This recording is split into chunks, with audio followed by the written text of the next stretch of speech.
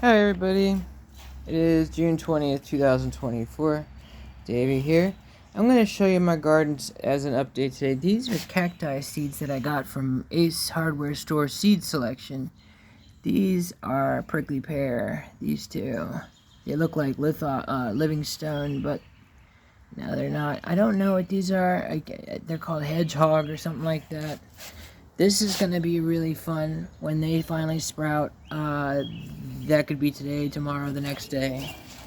That's an apple tree I'm cloning. This might be taking. It's a Japanese maple. It's been in the soil for several months now. Got two more specimens. Alright. That was two more specimens.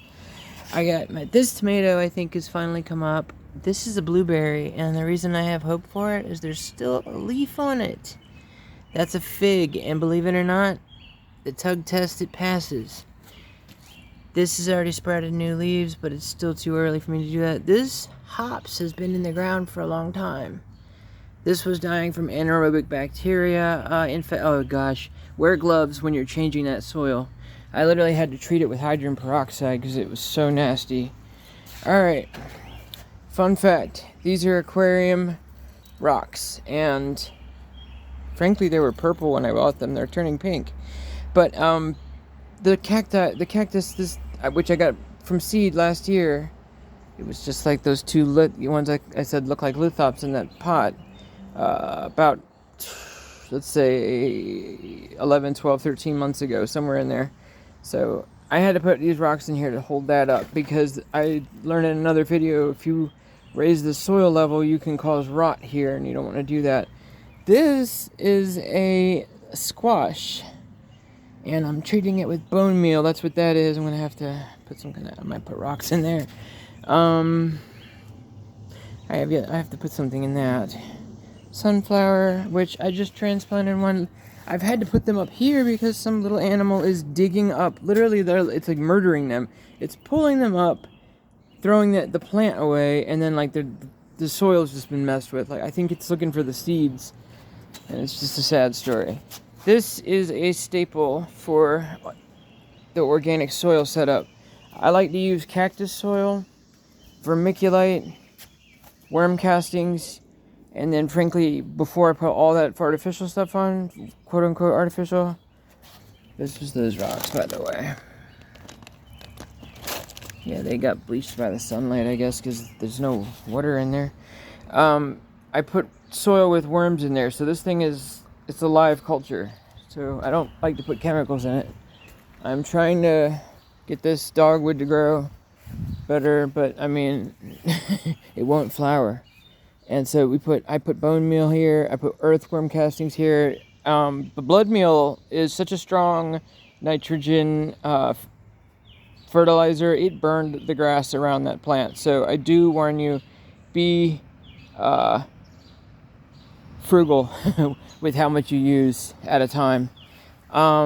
Since these squash are so hardy, I put them right there, and it's literally growing out of Carolina clay, and I put the shit soil that was anaerobic bacteria nasty over the top, because by the time it's been spread out and dried out, it doesn't smell like that anymore.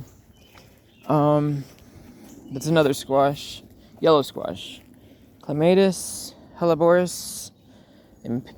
I wish it was an impatiens. It's a petunia.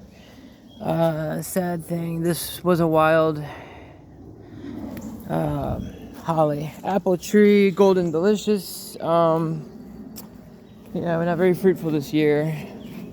This is what I call the fake hibiscus. They are not hibiscus, but they flower exactly the same way. And they grow as weeds here.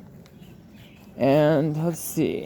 Here is a squash, again, in the old apple thing that I grew had apples from seed. Now let me show you my Cannabisae family, genus. Well, no, that's the family. Genus Humulus, species Lupulus. This is the hops vine. This is where you get your flavor from in malt beverages that are alcoholic. Beer, lager, ale. And from what I've gathered through reading, it was used as a preservative because the stuff would go bad. And the Donny, look, isn't that cute? It's almost, you should smell it. It's actually remarkably, it's unique, but it's remarkably familiar. These blueberries are starting to ripen. Ding. So that's a sign that the others will come. Bone meal. Again, phosphorus loaded. This was a crepe myrtle from seed. This was actually store-bought. This is another one of those hibiscus looking. Look at the color of this flower when it grows. Oh, I'll come back out here and get another. They're so beautiful. Alright. Okay, so this is the watermelon vine, and I put any seedlings in plain sight. Well, I wanted to get sunlight because it's pale. But the thing about it is, we have a little baby rabbit. It's adorable, but frankly, if I saw it in here, I would shoot it and probably skin it and eat it. Eat it. I don't know how good. It would probably taste greasy and gamey. This is called a jalapeno. It is not going to be spicy, but it's going to taste like a jalapeno per the, paper. I haven't tested it yet. That's the first pepper, and it's almost ready. This is a ghost pepper. It is actually really growing, and it went back into vegetative state. There are no flowers on it, which means the phosphorus, I guess the nitrogen and nitrogen and potassium levels, the N and the K levels had gone up and the P levels had gone down. So I had put bone meal here. I need to put some like I did on this jalapeno. This was a free plant from Home Depot. It was literally a seed, like this in the pot, and all the other ones were gone, but they were called mammoth jalapenos. Check out this squash. This is a yellow squash growing in, organic soil. And I'm trying to show the difference between living soil and, growing it where you don't really do that. You just put this thing in the dirt. I'm telling you, mycorrhiza, living soil. It's just like keeping brine shrimp. It's as hard as, just seeing if they're in there. Frankly, just keep it wet and, let it drain to dry so they search, the roots actually go searching. But I had to grow those lemon cucumbers again. Those things were so good. I do have a short video taste test, and I do it live. It was the first time I'd ever had it. These are more squash. I had a lot of squash because found out last year I like it. Mr. Stripey. These are gonna get even bigger. They turn yellow with red stripes, like variegated, and they're supposed to get the size of a grapefruit.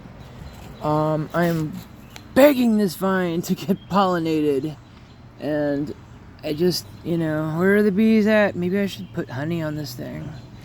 Actually, that might work. Alright, so this is the garden, and Tabasco peppers. There's one in the house that was red. It escaped my attention. That one's changing. Yay! You see how it's got that little bit of brown on the tip? Alright, I want you to see how tall this is. I'm 5'10". And then if I put my arm up, that's about 7 feet. 7 foot tall. I've had hooks. Frankly, just using wire that was on a coil that was found, drilled into a drill and a washer, and it holds those. And they're just hooks, like so that the plant can be hooked up. Dinosaur plant, man. I'm telling you, those things look great. Alright, so I gotta trim this when it goes dormant. That's what I learned about fig. You don't trim it when it's got leaves on it. It only grows on new growth. So the key is when it goes back into dormant stage, I am going to cut probably a decent load down. That's got to come down. I can't reach that. The objective is have fruit that you can reach. And let me show you. Here's some fig. Can you see them? Yeah. You see that one right in the middle of the screen? And then they're still not ripe. There's been a few. Let me see if I can find some that are, well, they're none ripe, but there's this one I can get right up to so you can see it up close. And ding. Oh man, there's probably about 20 of them on the whole plant, but it is a dinosaur of a plant itself. This has been treated with living soil, worm castings. They do sell worm castings at Home Depot and I think Lowe's, but I would give strong suggestion to go check your local quote-unquote hydroponics store. They call them hydroponics store, but this is not hydroponics.